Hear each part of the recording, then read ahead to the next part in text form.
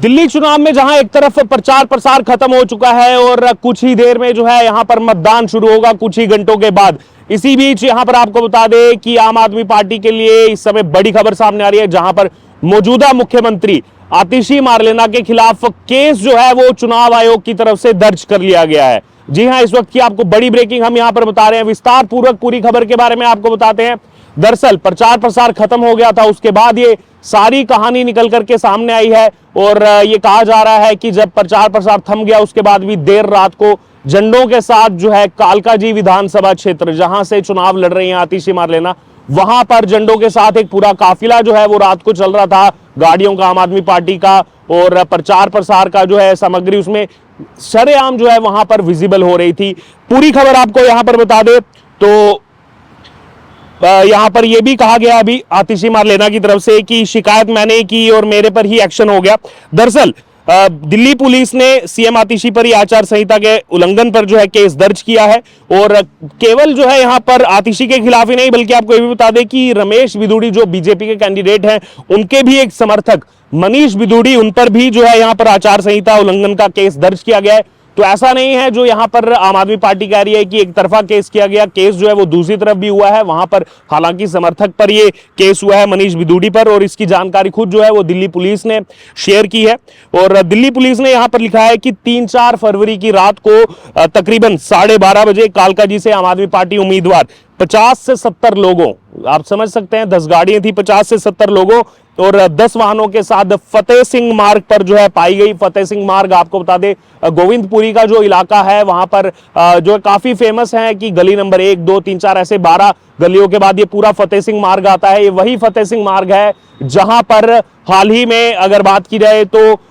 मोदी सरकार की तरफ से झुग्गी की जगह जो मकान की बात की जाती है कि झुग्गी की जगह जो है आपको हम मकान बनाकर देंगे, वहां पर जो है गरीबों के लिए मकान बना करके 2022 में जो है केंद्र सरकार की तरफ से दिए गए थे। पीएम मोदी खुद उसको इनॉग्रेट करने आए थे, वही जो है फतेह सिंह मार्ग है और वहीं पर जो है यहाँ पर ये 70 लोगों के साथ जो है वहां पर आतिशी मारलेना मौजूद थी। 10 गाड़ियां जो है वो वहां पर मौजूद थी और ये पुलिस की तरफ से जो है यहां पर ये जानकारी दी गई है। और इतना ही नहीं, आपको ये भी बता दें कि यहां पर अभी फिर से आम आदमी पार्टी की तरफ से जो है वो प्रेस कॉन्फ्रेंस जो है वो इस मामले को लेकर की जा रही है। इस मामले को लेकर जो है यहां पर जानकारी दी जा रही है। हालांकि पुलिस ने आगे क्या लिखा था वो भी आपको बता दें। पुलिस ने कहा कि जब वो वहां पर पाई गई तो जो आदर्श आचार संहिता है यानी कि MCC, model code of conduct है, उसके चलते रास्ता खाली करने को उनसे कहा गया कि आप रास्ता खाली कीजिए, एमसीसी लगा हुआ है, मॉडल कोड ऑफ कंडक्ट है, प्रचार प्रसार थम गया है। और उसके बाद जो है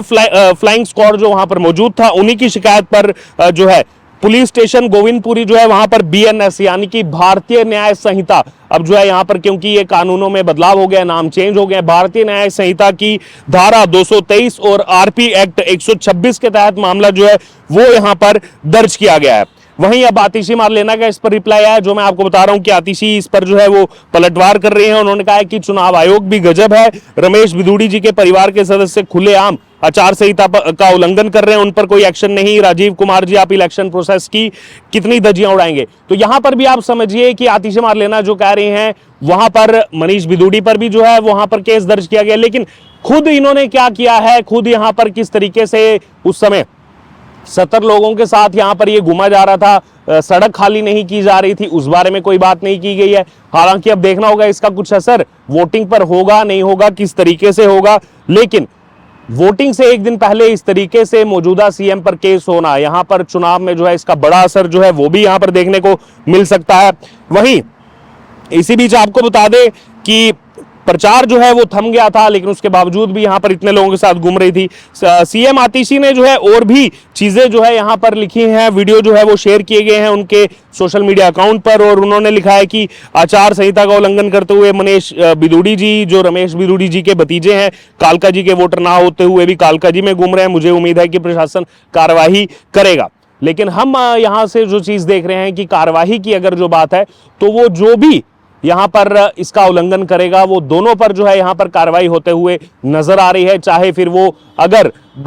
एक कैंडिडेट के अगर भतीजे उसमें शामिल हैं और अगर दूसरी अपोजिशन पार्टी के भी सदस्य वहां शामिल है, तो दोनों पर जो है यहां पर केस दर्ज किया गया है। तो यहां पर किसी तरीके का आरोप ऐसा लगाना कि वन साइडेड कार्रवाई हो रही है, ये शायद किसी ना किसी तरीके से किसी चीज को ओवरशैडो करने का प्रयास है। हालांकि अब देखना होगा, प्रचार प्रसार पूरा थम चुका है और यहां पर मौजूदा मुख्यमंत्री हैं आतिशी मारलेना। और क्योंकि कालकाजी की अगर बात करें, जिस सीट से आती है कालकाजी में, इस बार जो चुनावी टक्कर है वो भी जो है काफी ज्यादा दिलचस्प है। त्रिकोणीय इस बार वहां पर मुकाबला है। एक तरफ खुद मौजूदा मुख्यमंत्री आतिशी मारलेना वहां से चुनावी मैदान में है, तो दूसरी तरफ भारतीय जनता पार्टी ने रमेश बिधूड़ी को वहां से उतारा, जो कि 10 साल से सांसद हैं और पूर्व में जो है विधायक भी रह चुके हैं। जब वहां पर वो सीट अनडिवाइडेड नहीं थी, 2008 से पहले वो एक ही सीट हुआ करती थी, उसके बाद सीटें जो है वो बदल दी गई, दिल्ली में जो है सीटें बढ़ गई। और पहले कहीं ना कहीं ये भी जो आज का कालकाजी का क्षेत्र है वो उस कॉन्स्टिट्यूएंसी में फॉल करता है जहां पर रमेश बिधूड़ी पहले भी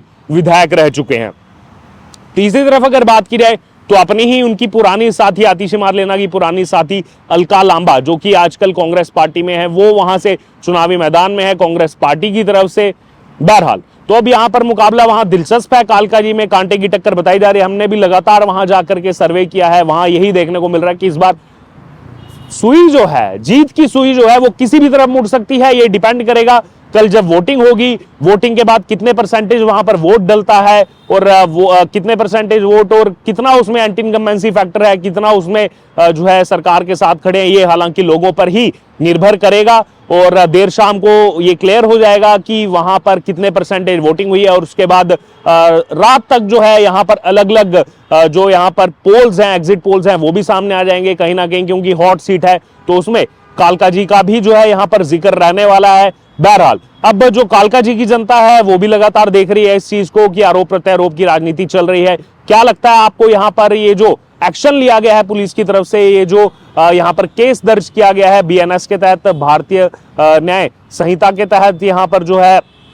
केस दर्ज किया गया है, इसका कितना असर होने वाला है? या फिर लोग पहले से भांप चुके हैं किसको उनको वोट देना है, डिसाइड वो कर चुके हैं, क्योंकि सबका प्रचार प्रसार उन्होंने देख लिया है, सबने आकर के अपना मैनिफेस्टो लोगों तक पहुंचा दिया है कि हम अगर सरकार बनाएंगे तो उसके बाद क्या करने वाले हैं, क्या हमारे मैनिफेस्टो में है, जनता के लिए हम क्या करेंगे। वो सब चीजें जो है वो आम जनता, सभी पार्टियों की, चाहे फिर वो निर्दलीय प्रत्याशी है, उनका भी मैनिफेस्टो देख चुके हैं। जनता जो है, हमारा मानना है कि अभी तक डिसाइड कर चुकी है कि उनका वोट जो है वो किसके पाले में जाने वाला है। हालांकि अब देखना होगा कि ये जो बीती रात यहां पर ये जो घटना हुई है, इसका कितना असर अब जो है वो देखने को मिलता है और कितना असर उसका जो है 8 तारीख को जब रिजल्ट आता है उसमें यहां पर परिवर्तित होने को मिलेगा। ये भी जो है एक देखने वाला यहां पर फैक्टर होगा। बहरहाल, और इसी बीच हम आखिर में आपसे फिर से यही अपील करते हैं कि आप बड़ी संख्या में, ना ही केवल कालकाजी के वोटर, पूरी की पूरी 70 विधानसभा सीटें जो हैं, उन सभी सीटों पर जो आप मतदाता इस समय हमें सुन रहे हैं, आप बड़ी संख्या में निकल करके आए और आकर के जरूर ये जो लोकतंत्र में ये जो हमें एक राइट मिला हुआ है वोट डालने का, उसको जरूर हम एक्सरसाइज करें और जरूर बताएं कमेंट बॉक्स में कि इसका कितना असर जो है इस खबर का यहां पर चुनाव में हो सकता है।